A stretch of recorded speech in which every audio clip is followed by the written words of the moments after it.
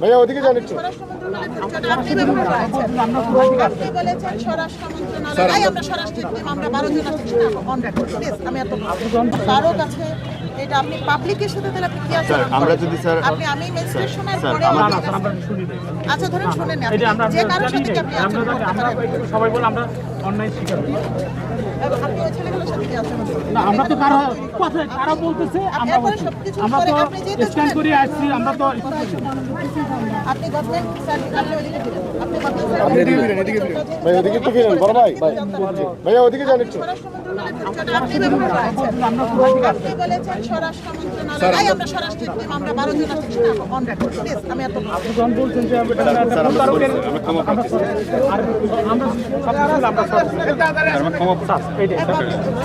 আপনারা যে পরিচয়টা দিয়েছেন এর মানে এই বিষয়ে আপনারা দিয়েছেন হয়তো না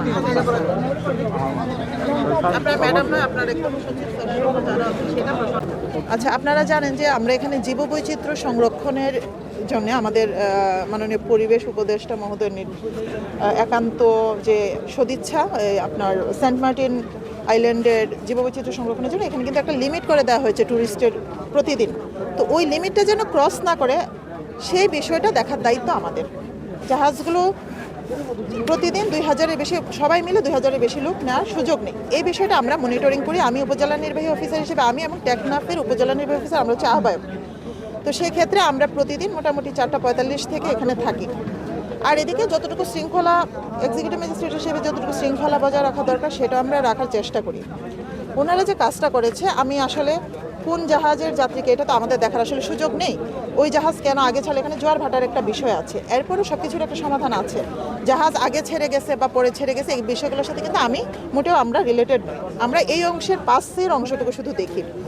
ওনারা এখানে ওনাদের পরিচয় শুরুতেই দিয়েছেন যে এটা ছাড়তে হবে আর স্বরাষ্ট্র মন্ত্রণালয়ের টিম আমরা এবং আপনারা অলরেডি আপনারা অবগত আছেন এবং আপনারা দেখেছেন, রেকর্ড আছে, ভিডিও রেকর্ড রয়েছে তাদের যে উগ্র আচরণ। এবং সবচেয়ে বড় যে বিষয়টি তারা পুলিশকে সাব ইন্সপেক্টরকে বলেছে আমার পরিচয় কিন্তু অসংখ্যজন দিয়েছে, এরপর ঠিক আছে আমার পরিচয়টা এখানে মুখ্য নয়, কিন্তু তারা পুলিশকে বলেছে যে তারা স্বরাষ্ট্র মন্ত্রণালয়ের আমাকে অ্যারেস্ট করার জন্য।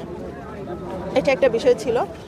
যাই হোক, আর তাদের বিরুদ্ধে আইনগত ব্যবস্থা যেহেতু আমরা তাদের পরিচয়টা শনাক্ত করতে পেরেছি, অলরেডি আপনারাও পেরেছেন, তারা স্বরাষ্ট্র মন্ত্রণালয়ের অফিস সহকারী এবং বিভিন্ন পদে আছে, এ ধরনের একটা বিষয় জানা গেছে। এটা আমরা কনফার্ম হওয়ার পরে আমরা হয়তো তাদের বিরুদ্ধে আমরা অবশ্যই যথাযথ কর্তৃপক্ষের কাছে লিখিত আমি উপজেলা নির্বাহী অফিসার হিসেবে জানাবো। শুধু আমাদের সাথে এখানে আমাদের ভলান্টিয়ার যারা আছে সবার সাথে, এবং চরম আইনশৃঙ্খলা পরিস্থিতির অবনতি করেছে এবং আইনশৃঙ্খলা পরিস্থিতি অবনতির কারণে এবং গভর্নমেন্টের কাজে ব্যাঘাত ঘটানোর জন্য আমি ব্যবস্থা নিতে পারি, কিন্তু এরপরে এই বিষয়টি আমি আপাতত অন্যান্য যাত্রীর স্বার্থে এবং এখানে শৃঙ্খলাটা যেন বজায় থাকে এবং ট্যুরিস্টদের যেন কোনো নেগেটিভ ইম্প্যাক্ট না পড়ে ট্যুরিজমের উপরে, এই জন্য আমি আপাতত ওই দিকটাতে ব্যবস্থা না নিয়ে, যেহেতু আমরা তাদের আরেকটি বিষয়ে জেনেছি সরকারি চাকরিজীবী হিসেবে তারা যে উচ্ছৃঙ্খলা আচরণ করেছে, আমাদের যেহেতু ওই লাইনটি রয়েছে, আমরা ওখানে যথাযথ কর্তৃপক্ষের কাছে বিষয়টি জানাবো এবং সেটা কর্তৃপক্ষের সিদ্ধান্ত হবে যে কী হবে।